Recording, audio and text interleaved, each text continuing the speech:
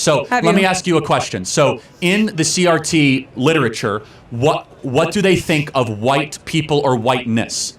Who would you like me to quote? Kimberly Crenshaw. I haven't read Kimberly Crenshaw. She says that whiteness is a cancer or a toxin on our society. The concept of whiteness, the racial concept of whiteness. Okay, so what is whiteness?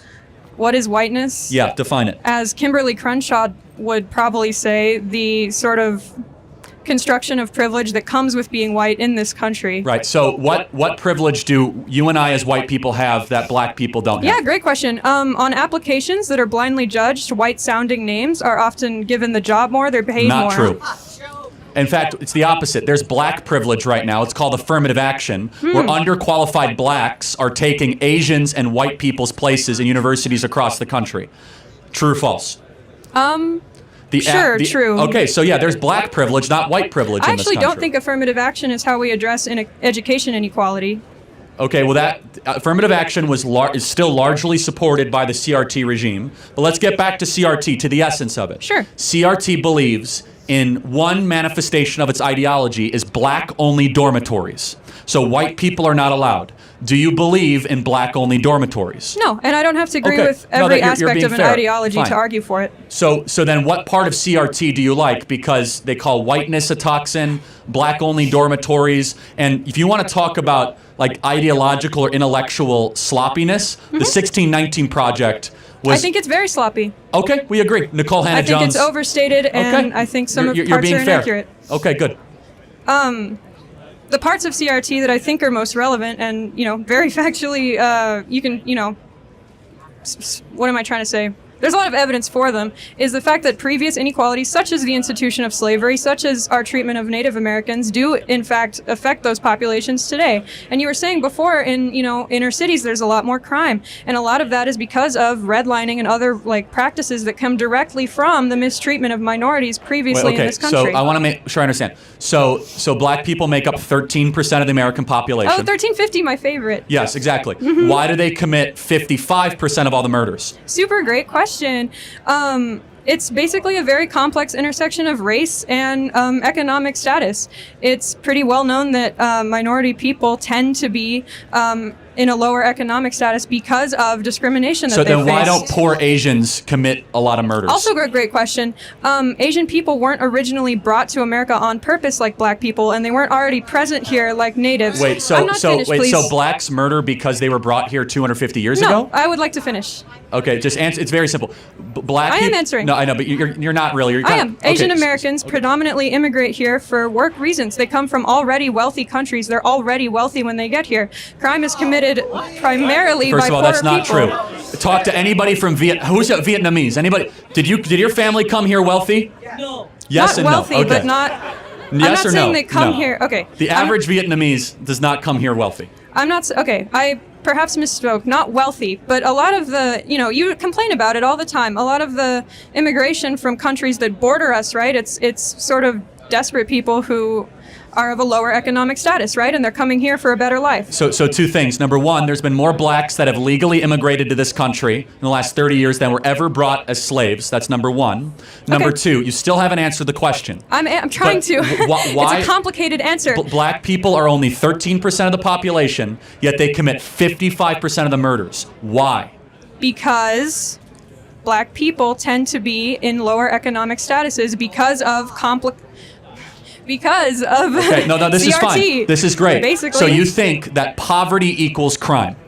I think that it's highly correlated, and there's a lot of studies This is where on we that. disagree. What an insult to the working poor of So this country. why do you think black people commit more crime, Well, first of Charlie all, Kirk? let me ask you a question as No, my answer answer. it. Go on. What percentage of blacks have a father around when they're raised? I'm not sure. 20%. So that's why you 80% of think it blacks is. do not have a stable father around. It is the most predictable way to end up in prison, end up as a murderer or a criminal. And why It's do not a you think that's racism a problem? It's not a white supremacy problem. It's a fact that black fathers impregnate women and they don't stay around with the women And that they have why, impregnated. Charlie Kirk, do you think that happens more in the black community compared to others? It's threefold. Number one, we subsidize single motherhood. Number two, it's culture. It's accepted in the black community, and it so shouldn't it's be. culture. Okay. Don't take my I word see. for it. Read Thomas Sowell's own book on how black culture allows single motherhood to continue into a nanny state type practice. 75% of black youth are raised without a father in the home. 75%. Is that a bigger problem or not a bigger problem than whiteness, white privilege, or white supremacy? How They can should you all blame? be addressed, and they're all related. Okay, how is a white person to blame for the fact that 75% of blacks? Oh, individual white people aren't at all to blame. Okay, we agree. Yeah. So, but wouldn't it be more like smarter to be like, hey, that this is not about systemic racism. Like, stop impregnating your women and abandoning them? Well, the way to incentivize not impregnating women and abandoning them is increasing access to healthcare, into housing, into everything that we know increases those outcomes for people. So we have spent $30 trillion on the social welfare system since 1965. Black people are poorer, and the single motherhood went from 25% to now 75 to 80%. So the more money we've spent on black America, the less fathers we have, because black women divorced black men and married the government. And do you think that's a problem inherent to black people? No, it's not. It's happening now in white communities and Hispanic communities. It's just the worst in black America. And why do you think that is? Why is it the worst in black America? There's also a cultural problem. There is, and we have to be honest about it. It's just that black people are No, let me ask you a question. Like The average music that a black person in Compton is listening to, is it about contemplating the good, the true, and the beautiful, or is it about being a gangbanger and trying to get as much money and sleep with as many girls as you can? I would actually like to think I would be offended by that. Do you think the average black kid in Compton is listening to Beethoven or some sort of gangster rap music that glorifies gangster culture? Silly question. Rap wasn't created to glorify gangster culture. So even though there is rap, I'm sure that's doing that. You're dodging the question because... Okay, I'm sure they're listening to rap. Okay.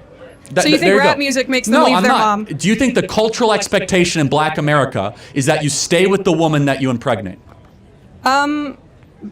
Within black communities? I can't speak on that. Okay, the answer is no. It's not. It's not expected. Okay, and do you think that is... Hold on. In white Anglo-Saxon Protestant communities, it's a fact. Hold on. In upper middle class white communities... Upper middle class. Say that part louder. Yeah, upper middle class white Anglo-Saxon Protestant communities, if you impregnate a woman, you are looked down upon, and we do not think highly of you if you abandon the woman that you impregnate. Mm-hmm. That's a cultural difference. Has nothing to do with money. Has nothing to do with anything except norms. And the norms that have infected black America are destroying it from within. We need more fathers, not less. We need more dads around and less drag queen story hour. We need more young blacks to be able to look up to role models that are not leaving all the time and are not just saying, hey, I impregnated her, so be it. It's a toxin, and if we don't address that as the root cause, it's white supremacy, it's injustice, it's economics, we're dancing around the core of the issue. I guess what I'm saying is, right, and you've perfectly actually laid out the dichotomy here. It is a fact, obviously, that black people disproportionately commit crime in this country. No one's arguing that. But you either believe that that is due to a complex intersection of social, economic, and leftover effects from previous inequalities, or you believe that that is an inherent trait to the race. No, I don't. Because they weren't that way in the 1940s and 50s. Black America was one of the most peaceful, flourishing, fastest growing economically communities in the country. It's not genetic. You're trying to point something on me that I don't believe. Instead, but then Black America... you do believe that it's not genetic, so you do think CRT is correct. Hold on a second. That's kind of what I'm getting at. In the 1940s and 1950s, Black America was prosperous and was on pace to be richer and wealthier than white America. More dads were staying with the women that they were with. There was monogamy. What changed? You're supporting my argument. No, hold on. But answer the question. What changed? Did America get more racist since the 1950s? I would argue there were more racist policies passed. There were more policies dedicated to lining off those communities and pushing them into poor housing and poor schools. Wait a second. In the 1950s, Jackie Robinson had not even broken the color barrier. We had Jim Crow laws. We hadn't passed the Civil Rights Act, and we hadn't passed the Voting Rights Act. Yet blacks were better in the 1950s per capita than they are today.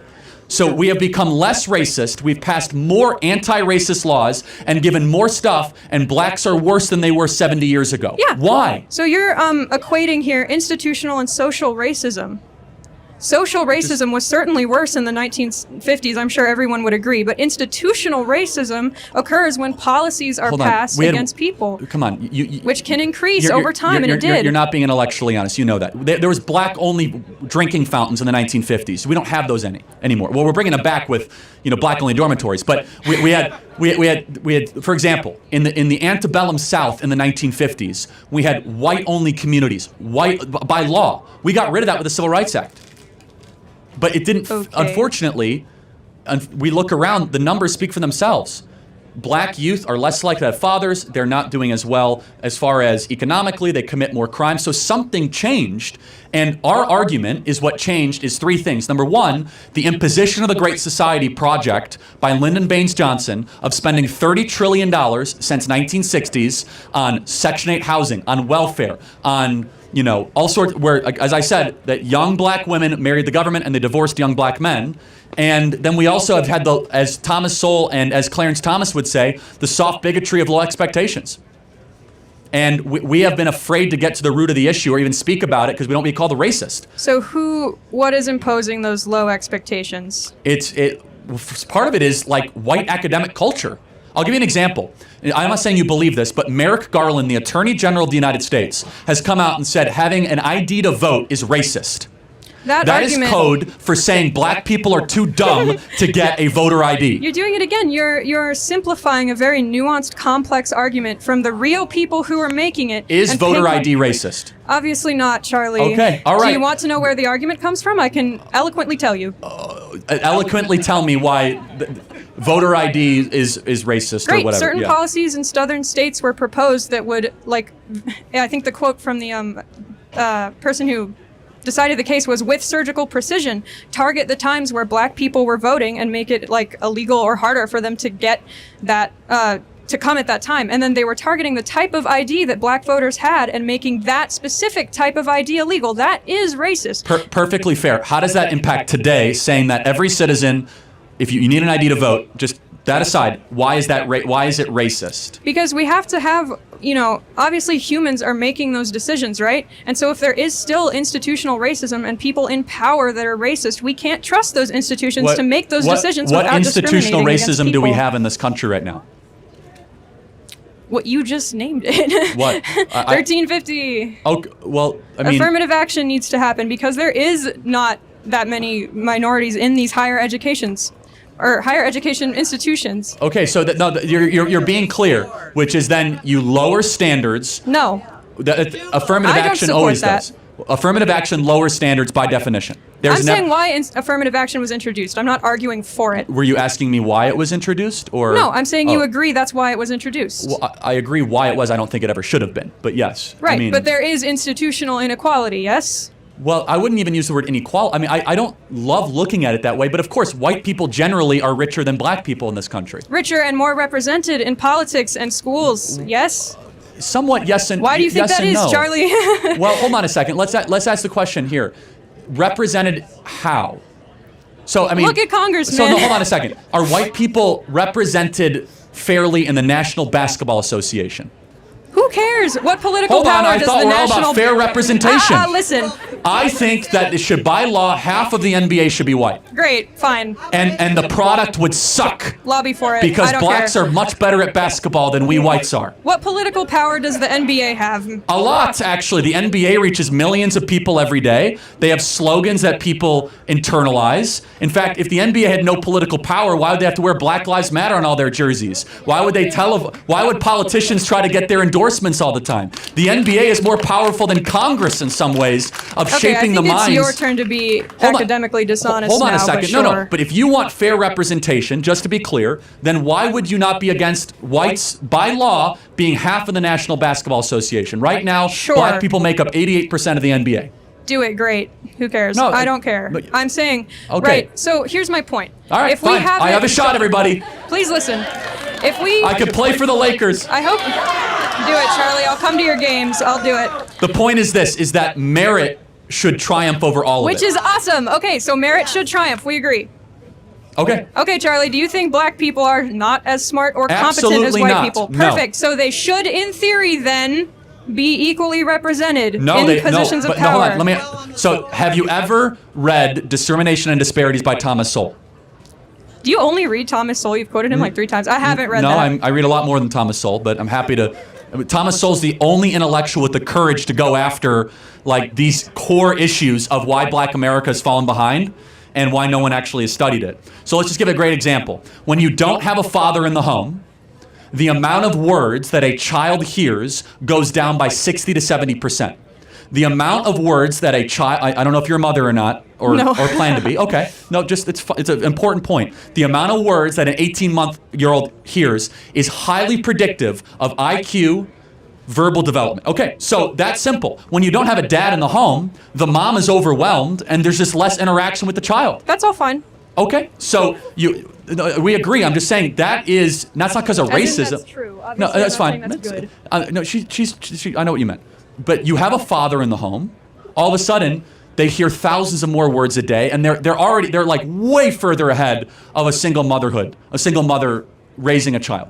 That's not racism. Okay, so dads are good. Yes, great. Okay. My question to I'm saying you dads is, actually answer most of the questions that you might have about why Black America is falling behind. Okay, but because their dads don't stay around, and that's I'm trying bad. to sort of get to you to reconcile your own beliefs.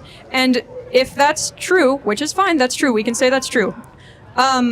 You either believe that has social and economic causes, or you believe that, Black culture's just worse. No, and there I isn't think another thing to think. No, I Those was are your very options. clear. Right now, Black culture is being held captive by influences, songs, Which and role models. influences? I mean, Nicki Minaj, Cardi B. Okay, Nicki Minaj is causing dads to leave the home. Hold on a second. I don't think that's a good role model for 18-year-old Black girls. I don't think that songs that are talking about like glorifying wet female genitalia is exactly. I don't know which one wrote that song. Which one was it? I think it was Ben Shapiro. Yeah, that's right. Yeah, but by the way, the role models of the 1940s and 50s for Black America were completely different. So it is a representation issue. Hold on a second. No, not representation. It's who do you get your art from? It's what values are they putting forward? It's the question of every day. For example, more times than not, Black politicians will lament the condition of America. It's systemically racist. It's terrible. What does that do to a 14-year-old Black kid if you just find that you hear that everything is rigged against you? Instead, they should be saying, hey, there might be some barriers, but if you believe in yourself enough, you can achieve in this country. It creates a form of social conditioning of low expectations, and that's not my argument. You know whose argument that is? Barack Obama's. I don't necessarily agree with everything you said either, man. Barack Obama said, number one, we need more fathers in the home. This is when Barack Obama didn't go super woke. Obama's a liberal. I don't care what he's got to say. Okay, but Barack Obama then secondly, he said that we can't keep telling our Black youth that you can't succeed in this country. Anybody can succeed in this country. And Obama was right when he said that. Obama was correct when he said that we need to change the story we're telling Black America. Which is fine. I've never heard any teacher look at a Black person and say, oh, you can't succeed because of racism. Hold on a second. But what is the embedded message of all the propaganda saying it's systemically racist, you're going to run into racist employers, that they're going to discriminate against you? It creates this heaviness of why even try? By the time college students rigged. get to college, they've experienced all that. They don't need to be told. You think that the average? I'm curious. You think that the average Black student at this university experiences like active daily racism? I'd be curious. I'd have to ask.